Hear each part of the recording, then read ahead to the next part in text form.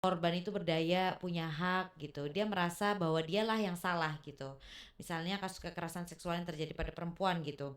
Dia akan punya kecenderungan untuk menyalahkan dirinya. Apapun itu, setiap manusia gitu punya hak untuk hidup gitu, punya hak untuk bersuara gitu. Nah, itu susah banget. Tantangannya tuh justru menginternalisasi nilai di dalam individu-individu itu. Kita bahas balik ke institusi, entah itu Iya, instansi apapun gitu kan. iya. Eh Kadang eh entah itu karyawan atau Mm-mm. ya orang yang bekerja di institusi itulah. Mereka kan juga tidak paham ya kadang ya Bener, bener. tentang mereka menganggap bahwa itu adalah hal sepele, Betul. padahal dampaknya Luar biasa. luar biasa. Mm-mm. Kita punya rapid fire question. Jadi Mbak Ainun kita minta untuk jawab secepatnya. Oke. Nah, tapi nanti kita minta Mbak Ainun untuk Mm-mm. menjelaskan sedikit aja setelah itu, Oke, gitu. boleh, boleh, Oke. boleh.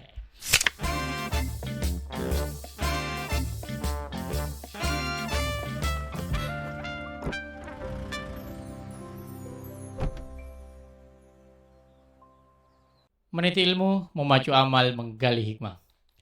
Halo kawan Nurani, episode pertama kali ini di Nurani Zone kita akan membahas tentang katanya bercanda, tapi itu udah pelecehan seksual. Pada kesempatan kali ini kita akan membahas tentang pelecehan seksual dan kita sudah kedatangan tamu, orang yang ya sudah lama berkecimpung tentang berbicara tentang pelecehan seksual, berbicara tentang perempuan dan banyak hal lagi. Ya mungkin eh beliau juga teman saya ya. Saya sudah kenal lama dengan beliau, Mbak Firda Ainun Ula. Apa kabar Mbak Firda? Halo Mas Fasil, baik, baik, baik. Oke, Mbak Mbak Ainun ya. Oke, Ya, Mbak Ainun. Oke, Mbak Ainun. Eh Mbak Ainun sekarang di Magister Hubungan Internasional UGM. Mbak Ainun juga award di LPDP, social leader di Gus Durian, seorang fasilitator, community development dan juga researcher gitu. Mbak Ainun boleh perkenalan singkat tentang kegiatan Mbak Ainun sekarang ini ngapain aja gitu. oke, makasih Mas Fasil. Jadi perkenalkan, aku Firda Ainun. Saat ini aku aktif bekerja untuk penghapusan kekerasan berbasis gender melalui kerja-kerja pencegahan kekerasan seksual di lembaga yang bernama Rifka Anissa Women Crisis Center begitu. Nah, setiap harinya sih aku mengelola program gitu ya, pengorganisasian di masyarakat, kemudian juga media sosial, kampanye, dan knowledge management gitu. Oke, Mbak Ainun. Mm-mm. Kalau berbicara tentang pelecehan seksual gitu kan, Iya, ada banyak sekali kasus mm-mm. kekerasan seksual, misalnya pelaku masih bisa ngapain aja, Iya, terus benar banget. sementara korban di situ harus recovery gitu Mm-mm. dan si pelaku itu ya nggak mau tahu dan dia bersembunyi gitu. Mm. Sebenarnya gitu, Mm-mm. sebenarnya kalau kita berbicara tentang pelecehan seksual gitu, Mm. sebenarnya definisi dari pelecehan seksual itu apa? Karena kan mengingat gitu loh. Mungkin teman-teman tidak paham nih gitu loh. Mm-mm. Apa sebenarnya pelecehan seksual itu? Yang seperti apa gitu? Mm-mm. Oke, kayaknya memang ini juga jadi salah satu problem gitu ya, bentuk-bentuk kekerasan gitu. Nah, sebenarnya kalau ngomongin pelecehan seksual itu termasuk dalam kekerasan seksual gitu. Nah, kekerasan seksual itu bentuknya banyak banget gitu, termasuk pelecehan seksual gitu, pemaksaan aborsi, pemaksaan perkawinan gitu, itu termasuk di dalamnya gitu. Nah, kalau merujuk ke definisi Undang-Undang TPKS gitu kan, kekerasan seksual sendiri itu ya perbuatan merendahkan, menghina, menyerang gitu kan, tubuh, fungsi, reproduksi, seksualitas gitu, yang itu berkaitan dengan ketubuhan itu sendiri gitu yang pada akhirnya akan menimbulkan kerugian baik itu secara sosial, ekonomi gitu, budaya, agama gitu, bahkan hak dia untuk hidup gitu. Berarti intinya kekerasan seksual itu Mm-mm. adalah sesuatu yang nantinya merugikan, Betul, berdampak merugikan. Walaupun betul. itu sekedar hanya gitu. Iya, bener banget Mas. Karena itu secara psikologis aja itu tuh orang udah ngerasa dia direndahkan Mmm, mhm. gitu. Jadi itu termasuk kekerasan juga gitu. Oke oke oke oke. Mhm. Eee, Bicara lagi tentang kekerasan seksual gini Mbak Ainun, eee, kenapa sih, banyak kasus kekerasan seksual itu sebenarnya yang under report gitu loh? Mhm. Apakah karena mereka takut Iya. atau karena ya mendapatkan apa ya, mendapatkan apa sih, ancaman Mhm. dari si pelaku atau mereka sebenarnya tidak paham gitu loh, Mhm. kalau mereka sedang mengalami kekerasan seksual gitu. Oke, nah ini juga kompleks ya sebenarnya Kompleks, gitu. oke. Kompleks banget kenapa ini tuh bisa terjadi gitu. Nah, aku pikir semua yang Mas Wasil sebutkan itu masuk gitu. Kenapa kemudian itu under report gitu. Satu memang pertama, di masyarakat kita memang tidak terbiasa membicarakan bahwa korban itu berdaya, punya hak gitu. Dia merasa bahwa dialah yang salah gitu. Misalnya kasus kekerasan seksual yang terjadi pada perempuan gitu. Dia akan punya kecenderungan untuk menyalahkan dirinya. Jadi kekerasan seksual ini, oh karena bajuku mungkin, karena tata caraku mungkin. Jadi dia ketakutan untuk melapor karena dia ngerasa dia yang salah begitu. Ada pemahaman seperti itu juga. Kemudian ada stigma juga kan, stigma sosial misalnya, ih udah nggak perawan gitu kan, misalnya udah nggak apa ya udah nggak berharga, dia nggak dilihat sebagai manusia yang utuh lagi gitu setelah mengalami kekerasan seksual dan itu banyak sekali terjadi gitu. Misalnya kenapa kemudian kita pengorganisasian di Gunung Kidul gitu karena salah satunya lokasi di Gunung Kidul itu banyak sekali kasus under report gitu. Karena mereka ngerasa mereka nggak berharga lagi setelah mendapat kekerasan itu gitu. Oke. Dan benar kata Mas Wasil, ternyata orang nggak tahu kalau dia korban gitu. Oke oke. Nah itu aku aja tuh korban gitu ya, tapi sadarnya baru pas kuliah gitu. Biasanya kalau apa anak kecil gitu kan, dulu waktu renovasi rumah ada tukang gitu kan. Ternyata aku disiul-siul gitu kan. Terus disentuh-sentuh, padahal aku nggak nyaman gitu. Oh ternyata ini namanya kekerasan ya gitu. Nah itu aku baru sadar setelah aku bener-bener kuliah gitu. Itu. Oke, Mm-mm. Mbak Ainun sekarang eee, sudah berapa tahun berkecimpung di dunia itu, tentang edukasi? Oke. Kalau aku secara pribadi sih ya fokus untuk apa namanya aktif melakukan aksi-aksi pencegahan gitu ya. Itu tuh sebenarnya dari tahun 2019 gitu. Sampai tapi ketika aku bergabung dengan Rifka Anissa, nah itu memang 3 tahun yang lalu begitu. Tapi aku fokusnya memang dari tahun 2019 gitu melalui komunitas-komunitas gitu. Sejauh ini gitu, Mm-mm. eee, tantangan terbesar dalam melakukan edukasi kekerasan seksual tuh bagi Mbak Ainun yang Mm-mm. Mbak Ainun alami atau teman-teman Mbak Ainun Mm-mm. alami itu gimana? Pencegahannya ya. Tantangannya pencegahannya itu membangun agensi diri gitu. Maksudnya tuh kayak ya tadi gimana ya biar kita tuh ngerasa hidup itu punya agensi gitu Mas.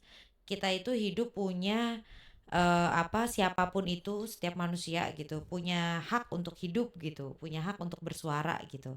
Nah, itu susah banget tantangannya tuh justru menginternalisasi nilai di dalam individu-individu itu gitu. Nah, makanya kita tuh dalam proses pencegahan misalnya kan misalnya di Gunung Kidul gitu. Kita bikin kelas ibu-ibu, wah nggak bisa soalnya kata ibu-ibu protes. Bikinlah ibu-ibu protes karena memang di kelas ibu-ibu nanti kan waktu ke rumah yang ngambil keputusan juga bapak-bapak. Dia Oke bilang akhirnya kita oke. bikinlah kelas bapak. Wah untuk merubah perilaku bapak-bapak ini agar ikut terlibat dalam pencegahan KDRT gitu ya. Wah itu beratnya minta ampun gitu. Mereka mulai nih jemur pakaian gitu kan. Tapi dilihat tetangganya, itu ngerasa nggak nyaman. Wah kemana istri kamu gitu, kok kamu yang jemur sih gitu. Itu aja mereka udah ngerasa nggak nyaman gitu. Akhirnya perannya dipindah gitu. Suami yang nyuci, istri yang jemur gitu. Padahal itu mestinya kan harus dibiasakan juga gitu. Iya Nah iya jadi iya. memang bertahap sekali gitu. Jadi tantangannya cukup banyak sih ya dalam proses pencegahan gitu. Khususnya juga lembaga institusi misalnya kayak beberapa rumah sakit, kepolisian, lembaga tripartit yang masuk dalam agenda layanan kita gitu. Nah itu juga susah banget Mas ngerubahnya gitu karena dia institusi gitu kan. Misalnya kayak rumah sakit tadi, kepolisian, kita bikin pelatihan dulu buat mereka gitu. Membuka mata mereka kalau kasus ini tuh urgent gitu. Oke. Bukalah mata kalian kalau kasus ini tuh urgent gitu. Bahkan kita tuh ngasih referensi bagaimana cara menanyakan ke korban gitu. Nah gitu-gitu, itu termasuk agenda pencegahan juga gitu.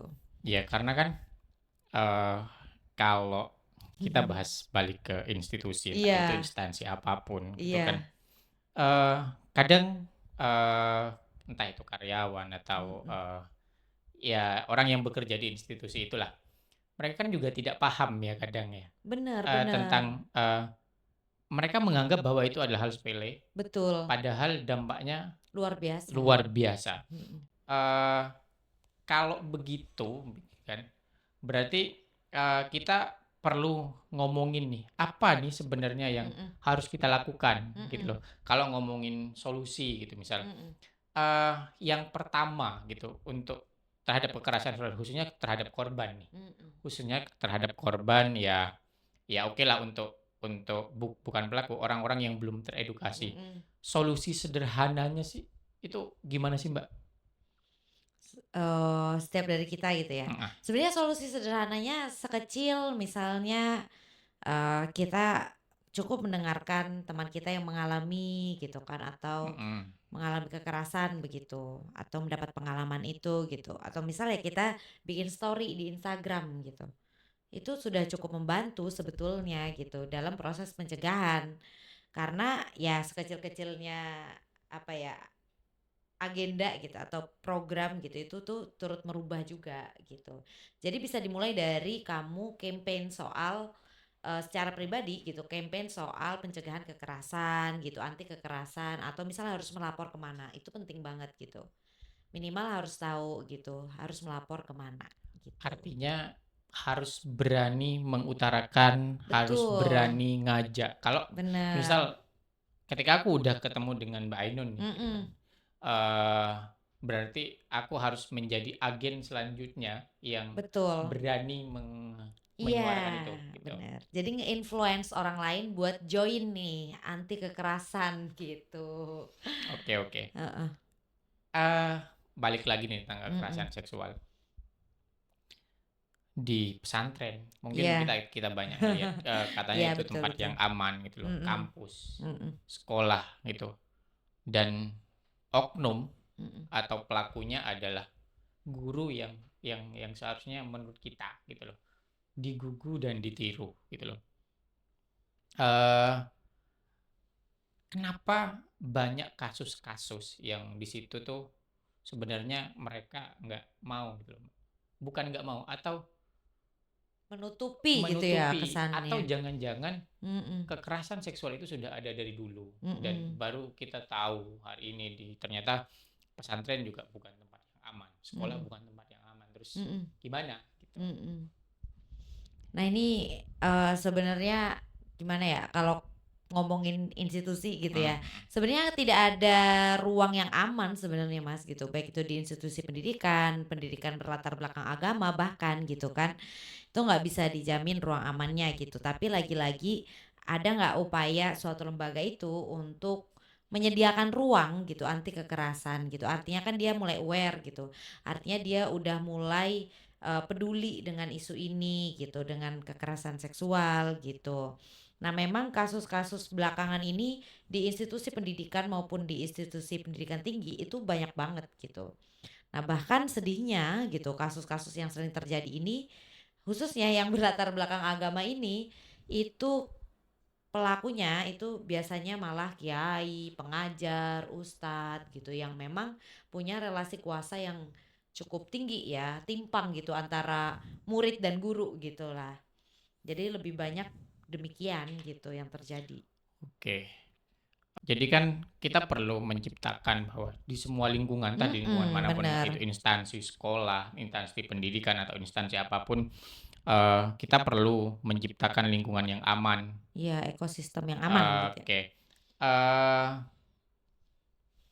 kasus yang tidak terselesaikan misal Mhm, di kampus gitu kan, mhm, di kampus sudah ada sekarang apa, tim TPKS gitu ya, Mbak, ya? Iya. Ya tim-tim TPKS. Kenapa, eee, justru itu belum belum kebuka semuanya, padahal Mhm, di situ sudah ada tim TPKS. mhm. Apakah masih ada gitu sebenarnya tim TPS jangan-jangan, hanya dibuat, ya hanya formalitas saja gitu? Formalitas, Heeh, bener. Nah, sebagian besar emang formalitas ya, kayak karena PTNBH gitu, tapi oke.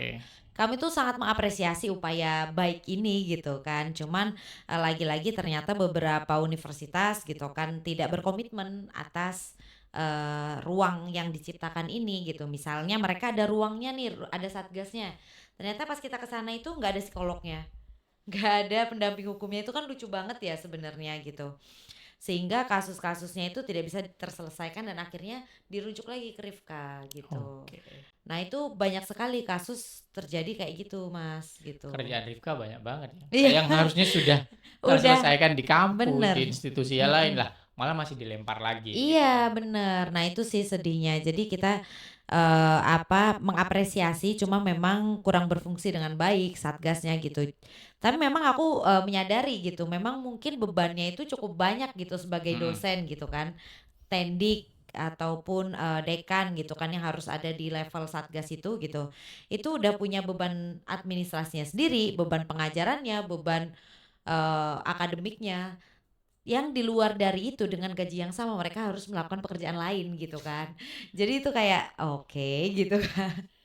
berarti kan memang harusnya ada Heeh, tim khusus yang mhm, iya kalau bisa jangan jangan jangan dosen gitu loh, gitu kan. harus Berarti tim independen ada tim gitu ya, independen gitu berarti gitu mhm. ya? Atau kalaupun harus dosen atau tendik gitu harus diluangkan nih uang lebih gitu untuk Ya mereka ya gitu ya, betul kan. betul. Itu sih. Oke Mbak, ini lagi, Mhm, eee, kalau di lingkungan kita, maksudnya di sekolah, di pesantren iya, itu sudah ya kita menjadi takut nih gitu kan. iya, Apa sih yang bisa, kita nih sebagai teman, mhm, mungkin mungkin mungkin kita punya teman yang mengalami hal yang serupa, kita sudah tahu, ciri-cirinya mhm, seperti apa. Gimana sih cara kita mhm, sebagai teman agar kita tidak menambah luka, tidak menambah trauma bener, untuk menemani, untuk mendampingi gitu loh. mhm, Ada tips sederhana awal apa yang bisa kita lakukan mhm, untuk, melakukan hal itu gitu? mhm, Kepedulian kita itu apa iya. gitu? Membangun empati gitu ya. Iya, Jadi kalau kamu melihat, mendengar gitu, atau mendapat aduan teman-teman kalian mendengar curhatan gitu ya dari teman kamu, saudara kamu atau siapapun orang itu gitu. Nah, yang perlu kita catat pertama adalah kita tuh bukan hero gitu loh. Kita iya, bukan oke pahlawan oke. gitu ya. Nah, jadi perlu kita dengarkan dulu aja gitu. Kita dengarkan dia ini sepertinya memang pengen didengar dulu gitu. Memang kecenderungannya mereka tuh pengen didengar dulu gitu, sampai mereka selesai cerita gitu. Nah, setelah itu baru kita rekomendasikan, kalau menurut kamu gitu, mohon maaf ya aku kayaknya cuma bisa dengerin kamu. Kalau kamu pengen menindak ini lebih lanjut atau dapat pendampingan psikologis, kamu bisa ke lembaga layanan gitu. Nah, kalau teman-teman yang lagi nonton nih gitu ya, ada di luar daerah Jogja, kamu bisa banget cek cari layanan.com yang itu bisa diakses oleh semua pihak, Mas. Jadi kamu di wilayah mana tinggal dimasukin nanti akan keluar dan muncul lembaga layanan terdekat, begitu. Oke, Mbak, Heeh, jadi bisa langsung direkomendasikan ke lembaga layanan dan ditemani begitu. untuk kawan nurani nih, ada nggak tips, agar kita gitu loh, agar tidak banyak lagi korban gitu kan. Mhm, Kita sekarang mungkin belajar sedikit nih, belajar mhm, sedikit di obrolan kita kali ini. Tips praktis pendengar agar berani speak up untuk membantu teman-temannya. mhm. Dan kita pun, kita kan takut nih sebenarnya, Iya jangan-jangan nanti kita bener, tidak aman. iya. Itu ada Kita kayak hal nunggu yang giliran gitu ya. ya kayak nunggu giliran, ada hal apa sih? Apa yang perlu kita lakukan sebagai temannya untuk Mhm, speak up-nya gitu? mhm. Nah, satu yang perlu diperhatikan sih untuk biar teman-teman kita pada mau speak up gitu ya, satu influence tadi itu gitu. Ngasih tahu kalau kamu tuh berharga gitu. Kamu mengalami kekerasan seksual, yang salah itu bukan kamu, tapi otak si pelaku gitu. Dan itu perlu kita kuatkan terus gitu si korban ini agar dia itu berani dan kuat untuk speak up gitu, bahwa dia itu tetap berharga dengan atau tidak adanya kekerasan itu gitu. Dia dilihat sebagai manusia yang utuh, kamu tetap punya harapan, kamu masih bisa menjalani kehidupan. Nah, jadi kayak ya harus dikuatkan betul gitu agar dia itu terdorong untuk speak up. Nah, yang kedua kalau kamu sebagai ya individu kayak kita gitu ya, jadi bisa menginfluence teman-teman kita melalui ya tadi media sosial, melalui story, feed ataupun kalau kita berkomunitas, berorganisasi, kita bisa mulai bikin hotline, bikin SOP anti kekerasan begitu. Itu bentuk kepedulian kita juga sebetulnya gitu. Atau Oke, sekedar mau mendiskusikan gitu lah, Mas. oke. Jadi yang pertama yang perlu kita lakukan karena sudah banyak hotline ya, Mhm. sudah banyak hotline yang kita tahu mungkin di sosial media juga Ya, sudah banyak, betul. tinggal bagaimana kita tetap mendampingi teman-teman kita dan Mhm. tetap tetap bersuara kalau ya jangan melakukan kekerasan seksual karena Mhm. dampaknya sangat-sangat apa ya, membawa trauma sampai gede gitu kan, Betul. membawa trauma sampai gede dan mungkin Mbak Ainun, kita sudah sampai di sesi akhir, tapi Mhm. belum berakhir betul ini. Mhm. Kalau Oke. di Nurani Zone itu ya, Heeh. di kita itu, Mhm. kita punya ice breaking namanya. Waduh, gimana Ice tuh? breaking nih, eh, kita punya rapid fire question. Jadi Mbak Ainun kita minta untuk jawab secepatnya. Oke. Nah, tapi nanti kita minta Mbak Ainun untuk Mhm. menjelaskan sedikit aja setelah itu, Oke, gitu. boleh boleh Oke. boleh. Oke, Mbak Ainun. Iya, Jadi biar teman-teman kawan Nurani juga mengenali apa ya?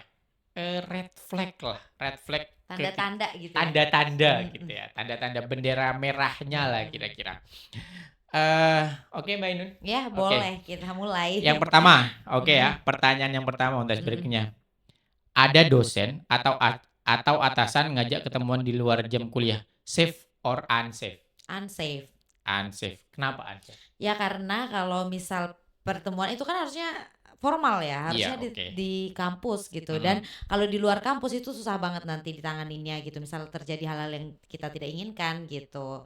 Dan itu cukup beresiko gitu. Karena dianggapnya ya siapa suruh mau diajakin keluar gitu. Itu pasti narasi yang mereka pakai gitu. Oke. Mm. Nomor dua, orang asing yang tiba-tiba komentarin fisik kita di jalan, safe, unsafe? Unsafe dong. Oke, Ya udah karena jelas ya ini ya. komentarin fisik aja itu udah salah banget Oke, gitu. oke, oke. Oke, yang ketiga, Heeh. kita ngerasa nggak nyaman diliatin seseorang dari jauh, Mm-mm. tapi dia tidak menyentuh, safe, unsafe? Unsafe gitu. Karena ada perasaan nggak nyamannya tadi gitu. Apalagi dia ngerasa kalau bagian tubuhnya yang lain gitu itu Oke, oke, dilihatin oke. gitu, dan itu menimbulkan trauma yang berlapis loh Mas, itu bisa sampai tua juga masih kebawa itu trauma gitu. Teman bercanda Mm-mm. kasar di grup WA tentang seks, safe, unsafe? Nah ini tergantung ya, kayak bercanda seks itu maksudnya kayak gimana. Mm-mm, Kadang mm-mm. memang ada yang orang itu gamblang gitu. Atau niatnya mengedukasi kan Iya, kita nggak sex ngerti education ya. gitu ya. Itu Oke, bisa aja oke. safe gitu. Tapi kalau misalnya memang melecehkan, menghina, merendahkan, nah itu berarti unsafe gitu. Oke. Kalau ada niat itu gitu. Yang terakhir, Mm-mm. teman dekat Mm-mm. tiba-tiba ngefoto kita tanpa izin, safe, unsafe? Unsafe dong. Tanpa izin itu udah unsafe banget gitu. Karena harusnya konsen gitu. Dan itu bisa digunakan untuk hal-hal yang nggak pernah kita duga sebelumnya gitu. Nah itu penting banget bahwa konsen itu jadi satu titik penting untuk dipertimbangkan dalam setiap hal ya, termasuk foto gitu. Oke. Gitu. eh Misal nih, Mm-mm. oke, kita udah semuanya di semua Mm. pertanyaan gitu. Mm.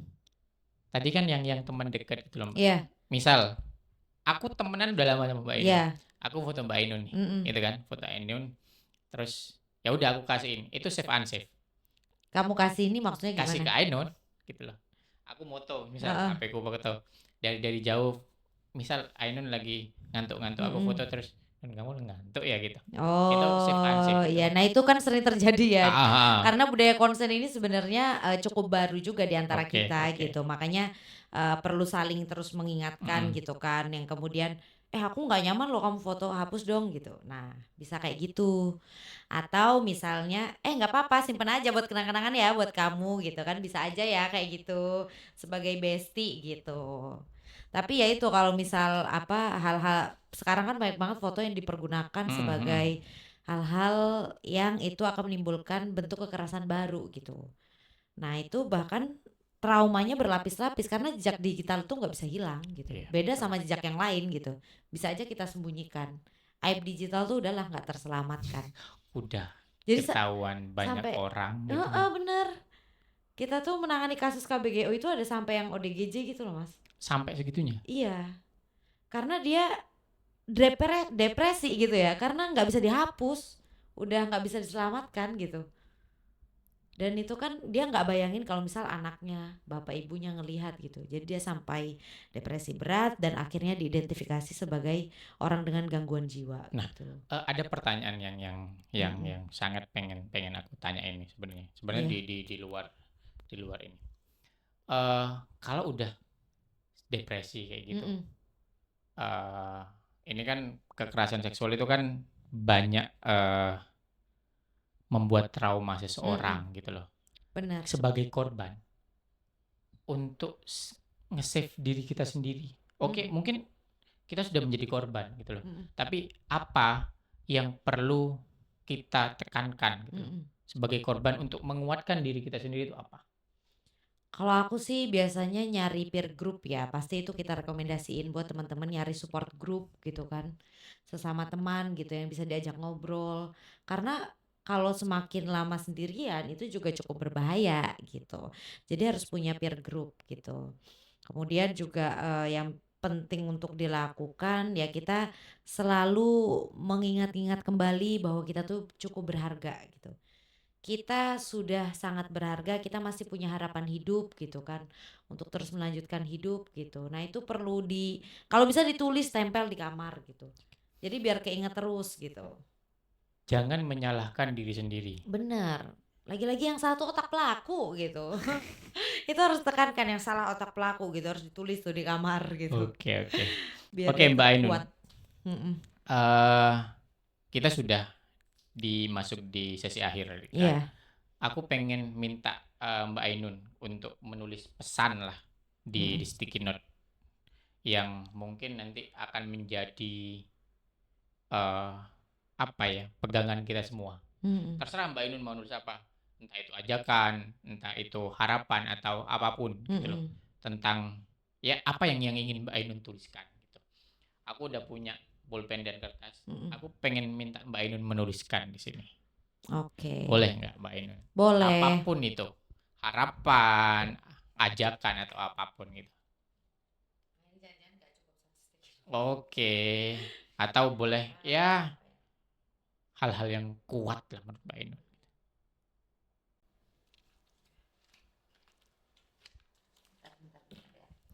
Oke oke, sepertinya ada satu hal yang ingin Mbak Ainun tuliskan nih sebenarnya untuk pemuda-pemuda Indonesia gitu kan.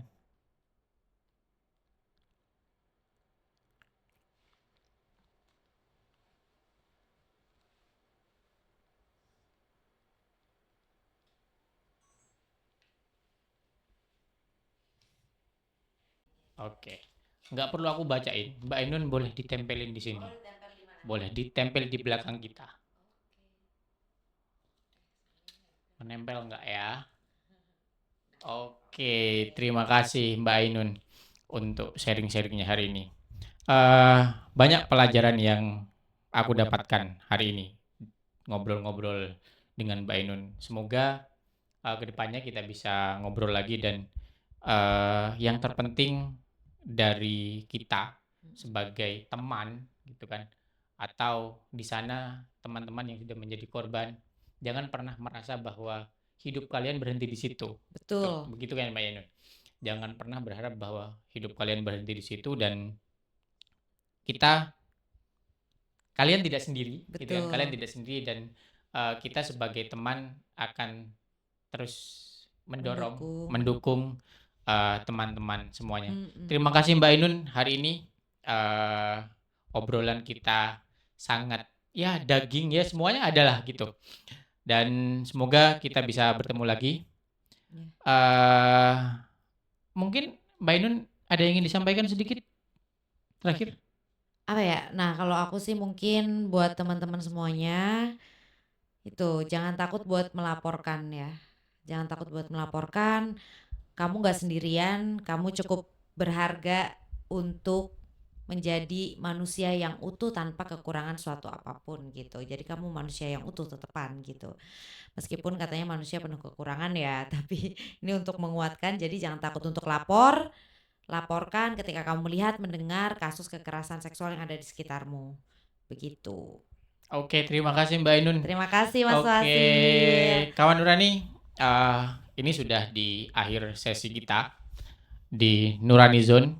Jangan lupa follow Instagram kita @rumpun_nurani. Jangan lupa juga subscribe dan tonton di channel YouTube kami di channel Rumpun Nurani, dan akan banyak lagi zona-zona Nurani yang akan kita bahas tentang berbagai macam, khususnya tentang anak muda. Sampai bertemu lagi di Nurani Zone selanjutnya. Terima kasih kawan Nurani. Bye. Thank you Mas Terima Wasil. kasih.